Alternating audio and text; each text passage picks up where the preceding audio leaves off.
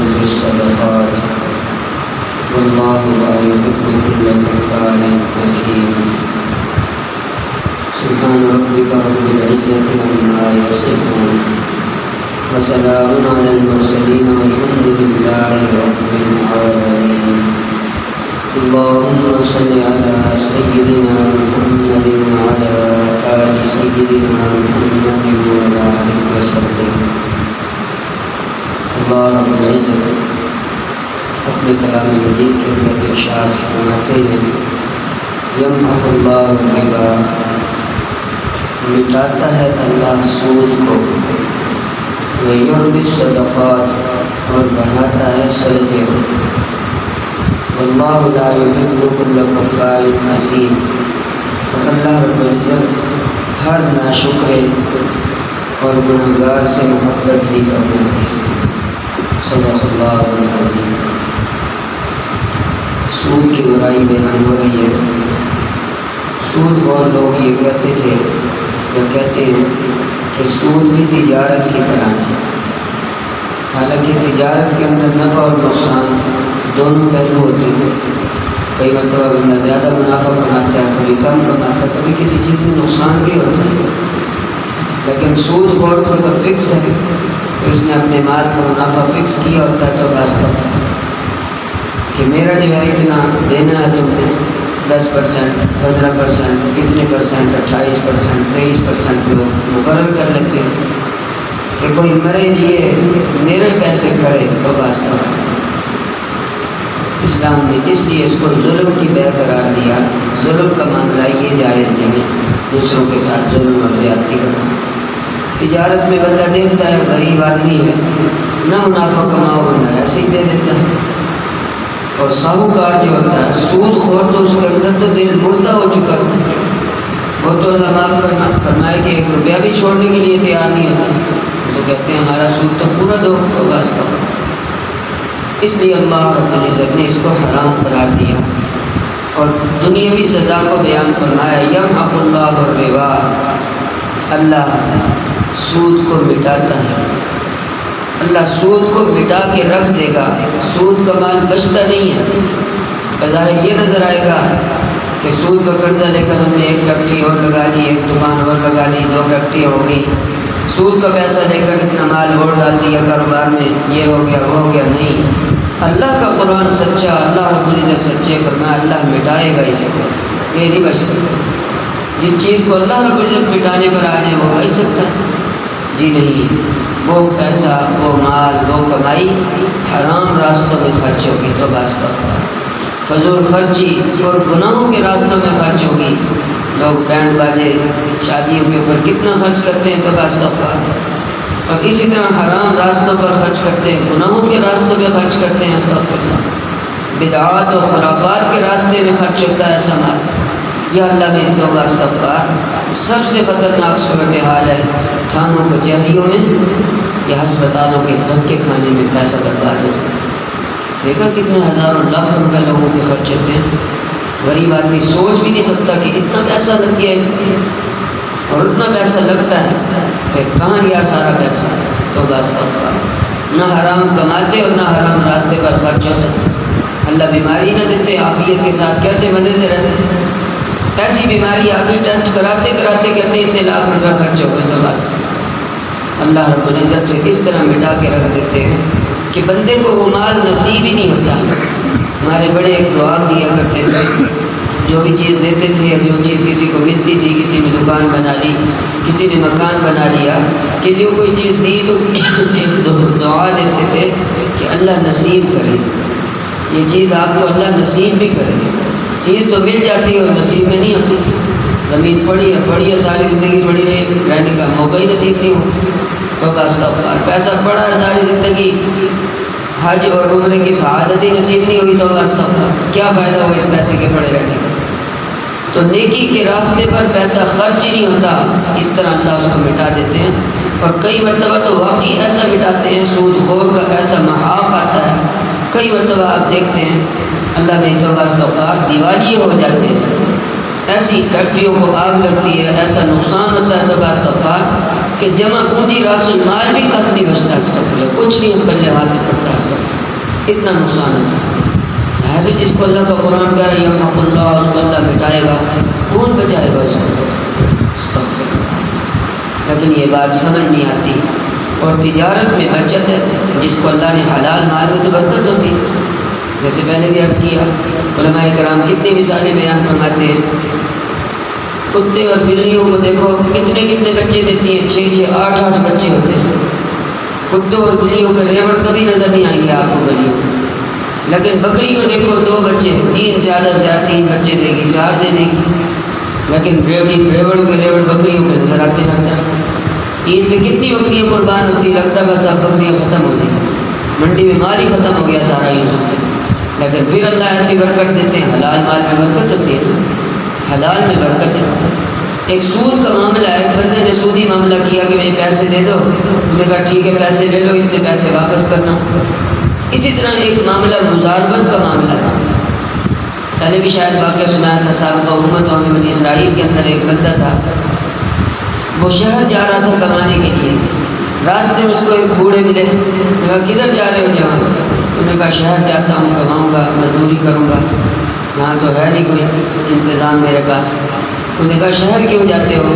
یہ میری زمین رکھی ہوئی ہے، میں کل تک جوان تھا، محنت کرتا تھا، اللہ مجھے یہاں سے رزق روٹی دیتے تھے، تم کام کرو، محنت کرو تو آدھ و آدھ کر لیں گے، تمہارا بھی گھر کا کھاتا چلتا رہے گا، میرا بھی نظام چل جائے گا۔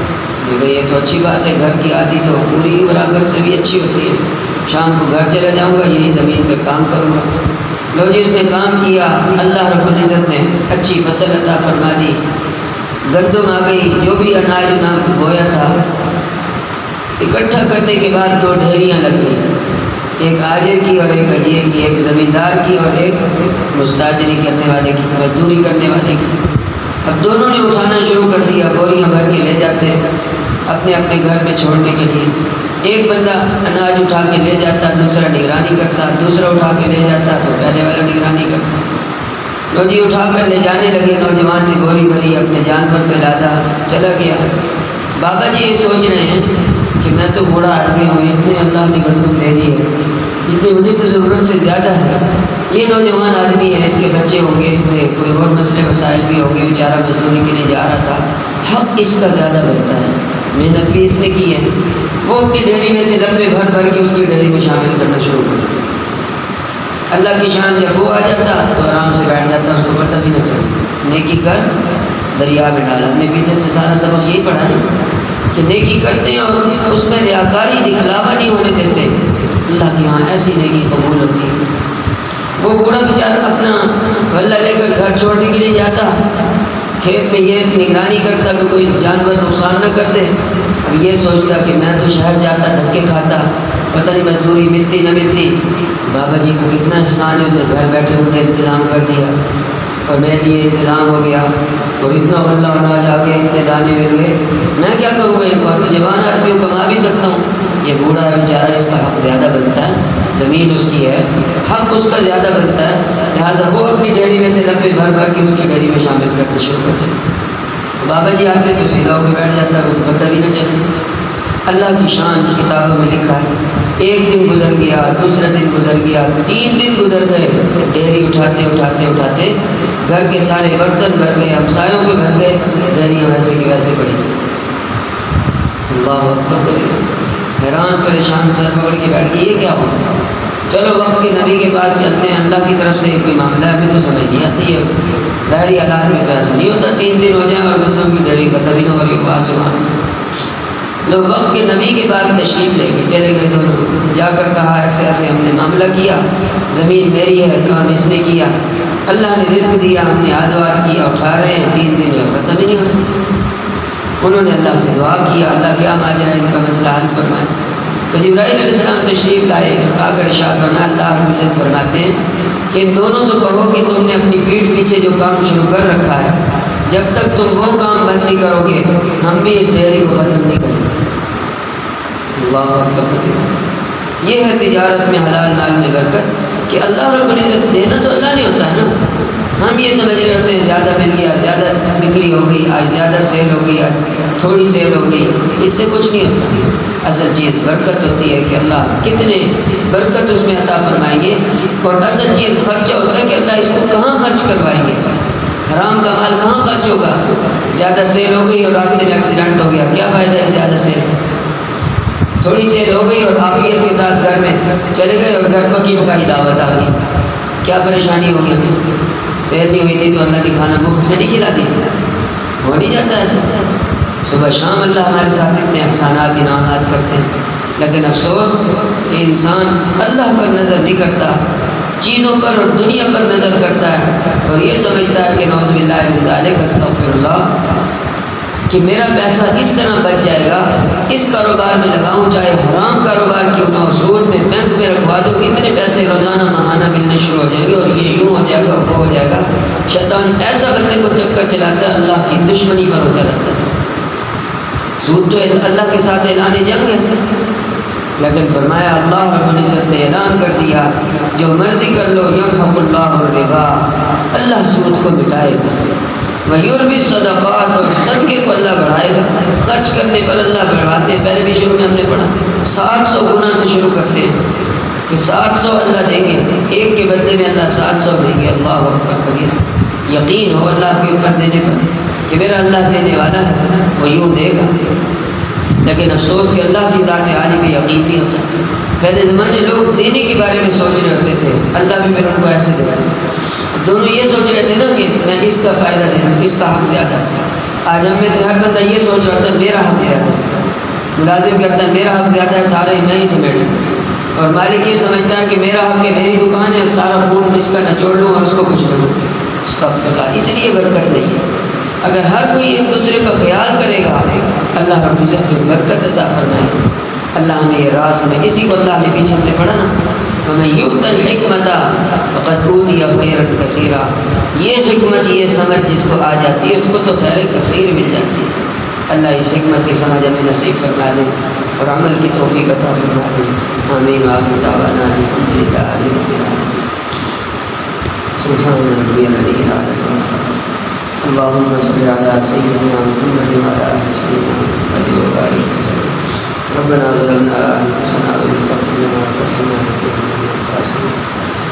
ایک دن پروردگار معافی حاضر مسکین کی اللہ ہمارے گناہوں کو معاف فرما، خطا لغزش سے درگزر فرما۔ رب کریم ہمارے عیبوں کی پردہ پوشی فرما، ہماری نگاہوں کو پاک فرما، اللہ ہمارے دلوں کو صاف فرما، اپنے عشق کی آتش ہمارے دلوں میں پیدا کرنا، ہڈی ہڈی گوٹی گوٹی میں اپنی محبت پیدا کرنا، اپنی رضا والے کام کرنے کی توفیق عطا کرنا، اپنی ناراضگی والے کاموں سے ہماری حفاظت کرنا۔ اللہ ہم تو ایسے نہ بن سکے کہ آپ کو پسند آ جائیں۔ رب کریم، رب جلال، آپ اپنی پسند کے مطابق ہمیں بنا دیجیے۔ اے کریم پروردگار، بندے کے لیے مشکل ہوتی ہے، آپ کے لیے تو کوئی مشکل نہیں ہے۔ اے کریم آقا، یا اللہ اپنی رضا والے کام ہم سے کروا دیجیے، ایسے کام ہمیں کرنے کی توفیق عطا فرما، کل قیامت کے دن اپنے بڑوں کے سامنے، نبی پاک صلی اللہ علیہ وسلم کے سامنے سرخروئی نصیب ہو جائے۔ اے کریم آقا، سودی حرام کاروباروں سے، ناجائز کاموں سے ہماری حفاظت کرنا۔ ربنا تقبل منا انک انت السمیع العلیم، وصلی اللہ تعالی علی حبیبہ سیدنا و مولانا محمد و آلہ و اصحابہ اجمعین برحمتک یا ارحم